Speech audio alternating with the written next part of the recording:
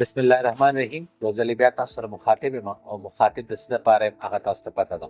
یو ځل بیا د جمعې په ورځ به ډاکټر مقبول بلوچ د 12 بجو نه واخله تر 2 بجو پورې پاک میډیکل سنټر خیبر بازار کې په دریم منزل باندې د هغه ماشومان هم معاینه کوي، کوم چې پیدایشي طور باندې خبرې نشي کولی او خبرې نشي اورېدی. دا میسج زیات ته زیات خور کې تاسو چې هر هغه کور ته هر هغه علاقې ته زموږ د اواز ورسوي چې کوم ځای کې داسې ماشومان شته چې هغوی پیدایشي طور باندې خبرې نشي کولی او خبرې نشي اورېدی.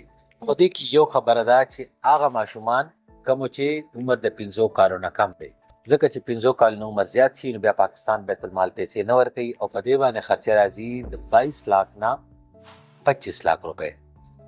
او یو دا چې تاسو شیر کې زه تاسو ته یو خبره کوم، زه خو ډېر په اسلام دغه باندې نه پوهېږم، خو زما خپل سوچ دا دی چې ستاسو د وجې که د یو ماشوم علاج وشي ستاسو په یو شیر کولو باندې او هغه نورې خبرې پرېږده که صرف کلمه مو وي نو تاسو ته به څونه ثواب میلاوي.